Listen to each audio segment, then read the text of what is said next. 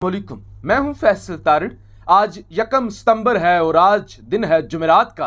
इस वीडियो के अंदर 3-4 बड़ी खबरें आपके सामने रखनी है कि इस्लामाबाद हाई कोर्ट से इमरान खान के लिए कितनी बड़ी खुशखबरी है और नवाज शरीफ किस तरह से खुदकश हमले कर रहा है शहबाज शरीफ पर, और शहबाज शरीफ की हुकूमत इस वक्त किस तरह से हचकोले खा रही है। और भी बहुत अहम खबरें हैं जो आपके सामने रखनी है। बहुत सारे मामलात हैं। इंपोर्टेड माफिया का जीना हराम हो चुका है और इंपोर्टेड माफिया जो जाते जाते वारदातें डाल रही है वो भी आपके सामने रखनी है। सबसे पहले जी, आज इमरान खान एटीसी अदालत में पेश हुए।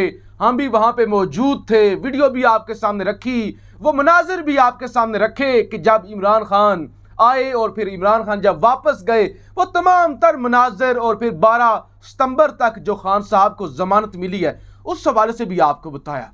लेकिन वहां पर जब हम मौजूद थे तो हमारी खान साहब के वकील फैसल फरीद चौधरी साहब से बातचीत हुई और उसको रिकॉर्ड भी किया। आगे जाके वो क्लिप आपके सामने रखूंगा कि किस तरह इंपोर्टेड सरकार के लिए एक बड़ा झटका है। और आज जिस तरह से झाड़ पे लाई गई है ना इस इंपोर्टेड माफिया को, एटीसी के जज ने, उन्होंने कहा कि ये क्या ड्रामा तैयार करके आप लेके आ जाते हैं। इमरान खान के पास से कौन सा नाजायज असला बरामद हो गया है कि बंदूक बरामद हो गई है। आप अजीबोगरीब ड्रामा करके भोंडा सा केस बना के आप ले आते हैं और दुनिया में फिर पाकिस्तान की आपको पता है जग हंसाई होती है। आज जब मैं वहां पे मौजूद था तो अल जजीरा भी वहां पे मौजूद था और बाकी जो इंटरनेशनल मीडिया है वो वहां पर था।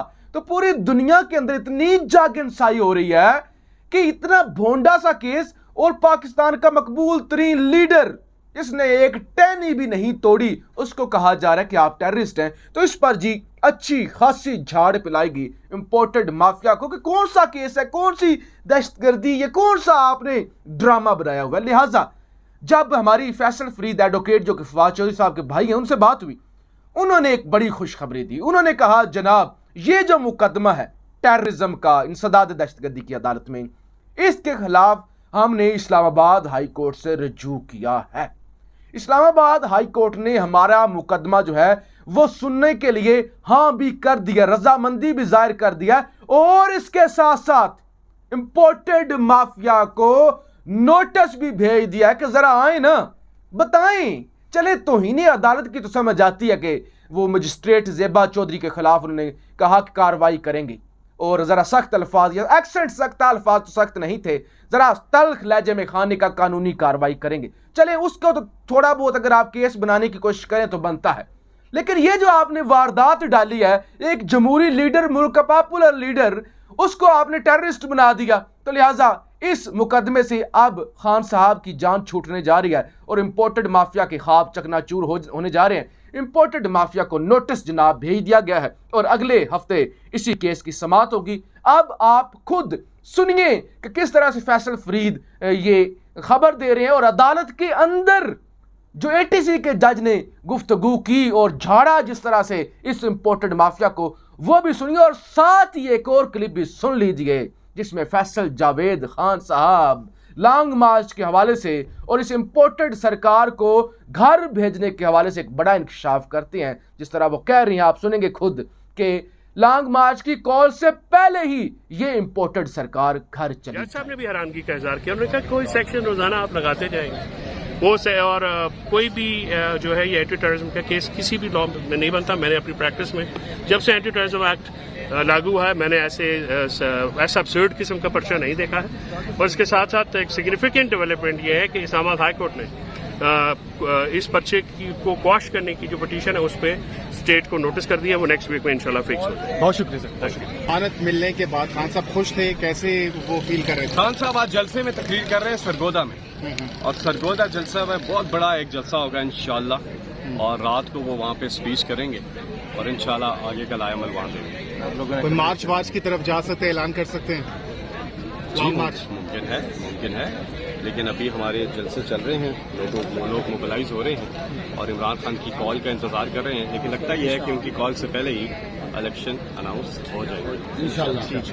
अच्छा जी, इसके अलावा अब जो आगे चल के मैंने 2 क्लिप्स आपको सुनानी है वो भी बड़े अहम हैं।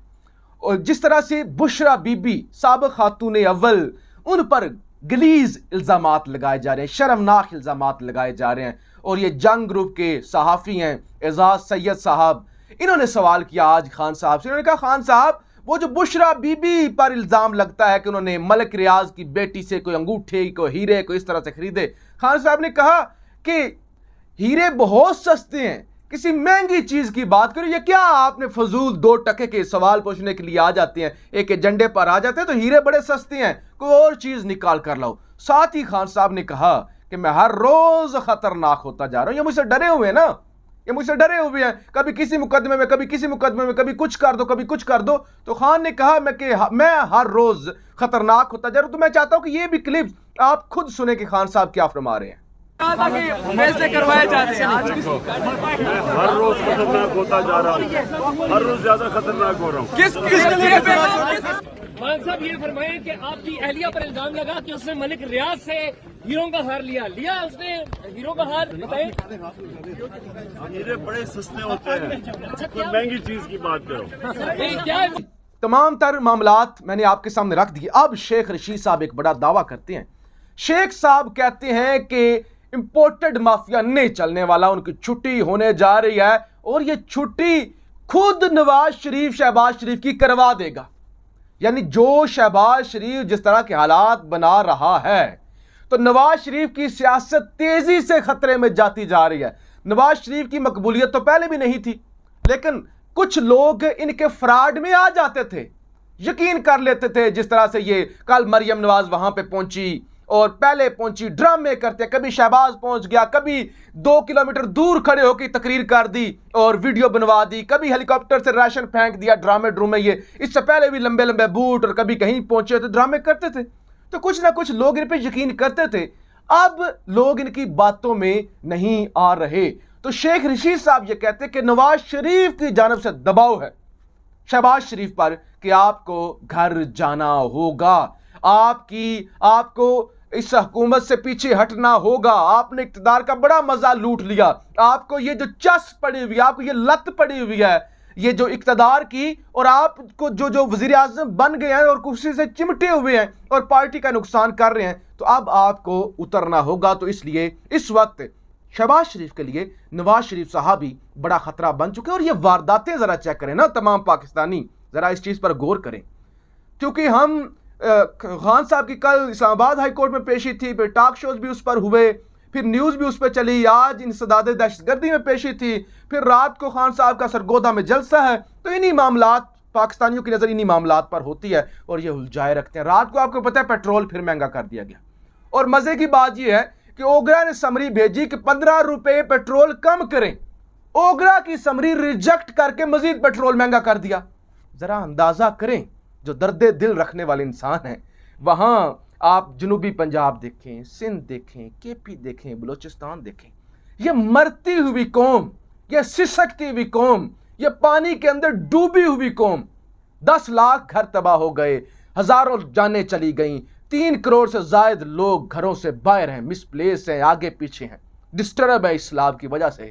ان کو ریلیف دینے کے بجائے, ان کے لیے کچھ کرنے کے بجائے اس قوم پر ظلم یہ کیا جا رہا ہے, اس پر مزید پیٹرول بم گرا دیا گیا. تو اس سے بڑا ظلم کیا ہو سکتا ہے؟ لہذا یہی وجہ ہے کہ اب شہباز شریف نواز شریف کے لیے بھی خطرہ بنتا جا رہا ہے. اور جو ویڈیو کے شروع میں نے آپ کو کہا کہ جسٹس اطہر من اللہ صاحب کیونکہ ایک انصاف پسند جو جج ہیں, اور کل بھی انہوں نے کہا تھا کہ یہ تو آج ہی کیس ختم ہو جانا تھا, اگر آپ جو ہے وہ معافی مانگ لیتے, تو یہ جو دہشت گردی کا بھونڈا سا کیس کیا گیا ہے, یہ بھی آپ اسلام آباد ہائی کورٹ سے اڑنے جا رہے ہیں.